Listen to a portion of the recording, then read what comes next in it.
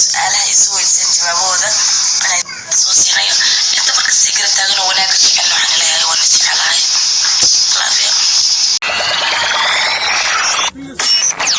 qaaliga ku xiran kanaalkeena xog bixinta wararka. Halkani waa kanaalka xog bixinta wararka. Fadlan waxaan kaa codsanayaa si sharaf iyo ku jirto walaaltinimo inaad haddaad ku cusub tahay ama tahay booqashadaad koowaad ee soo qabata kanaalkeena xog bixinta wararka inaad subscribe saarto gabaleekana ku dhufato si ay ku soo gaaraan muuqaalada xiisaha halkan soo galno. Sidoo kale aad fiidiyoga like saarto. Like waxay naga caawinaysaa inuu sii gaaro kumanaan kun oo qof oo kale. Sidoo kale like saar. Like waxay naga caawinaysaa in kumanaan kun oo qof oo kale aan helno oo sidaadoo kale wanaagsan. Allah ku sharfayna ku leenahay. Degdeg maanta waxaan ka hadli doonaa daawadayaal arrin la isla dhex maraya baraha bulshada 24 saac ugu dambeeyay. Haddaba waa labada fanaan ee Farxaan Yare iyo Rasmi Rays. Runtii waan ogsoonahay in dhowr bilood ka hor ay soo degeen caasimadda Soomaaliland ee Hargeysa. Haddaba iyadoo soo dhaweyn aad loo sameeyay ee magaalada Hargeysa lagu sameeyay halkaas oo fanaaniin badan iyo YouTuber badan ay ka soo qayb galeen barta soo dhaweyntooda. Haddaba runtii baraha bulshada ayay qabsadeen maalmihii ugu dambeeyay taasoo ahayd in laga sheegayo in Rasmi Rays iyo Farxaan Yare isku dhaceen kadib khilaaf soo dhex galay familygooda.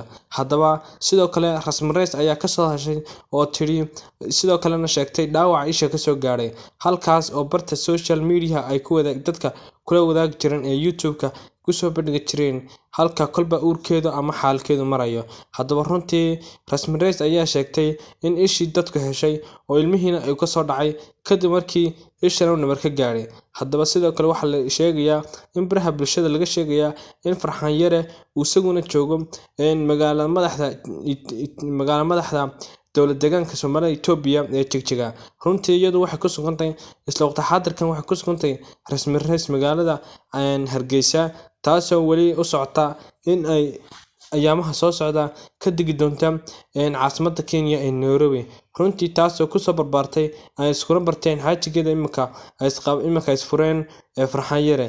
Farxaan Yare oo haasaguna runtii dadkii ama dhalinyaradii reer Boorama. Sidoo kale waxaa la sheegay baraha bulshada lagu faafinayo in Farxaan Yare sidoo kale uu leeyahay xaas kale ama carruur kale sidoo kale ay u degan yihiin magaalada Boorama. Haddaba daawadayaal arrintan la isla dhex maray social media ayaa dad badan ku jahwareersan yihiin. Haddaba hadalka oo dhan hadal badan han buuxsha ayaan leenahay hadalka oo dhan isku soo duub.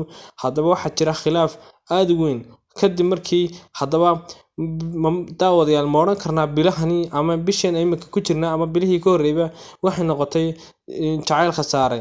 Haddaba waan ogsoonahay imika dad badan oo social media ka caanka ah ay ugu dambeeyeen imika Farxaan Yare iyo Rasmi Rays inay gabi ahaanba ka baxaan oo ay jacaylkoodii barta ku burburo uu noqdo hal bacaad lagu lisay. Sidoo kale dhowr bilood ka hor weyn ogeen Rashka Boy iyo Xafso oo ahaa lamaane bartooda YouTube-ka ka soo muuqan jiray iyagoo farxad weyn iskugu qaba. Sidoo kale Rashka Boy ayaa ahaa nin aad u furfuran kadib markii ay xaaskiisa kala tageen. Haddaba maalmo ka horna waxa la sheegay baraha bulshada soo gudbinaya in ay Sumaya iyo Liicato YouTuber-ka weyn ee Liibaan Aadan Cali iyo Liicato iyo gabadhiisa iyo isagaan is aragba isla waqti xaadirkan ay ku sugantahay Afrika iyo Ingiriiska isaguna uu joogo Malaysia in uu khilaaf soo dhex galay ay lagu arkay arrin xun oo ah in gabigeedba uur leedahay taasoo lagu sheegay wiil la yiraahdo DJ Amid magac yar oo leeyahay. Haddaba runtii ninkan kan yare la leeyahay uurka ayuu leeyahay waa in yar oo aad u weyn waa 16 jir sida lagu arkay. Haddaba wiilkan ayaa ah mid TikTok ka caanka.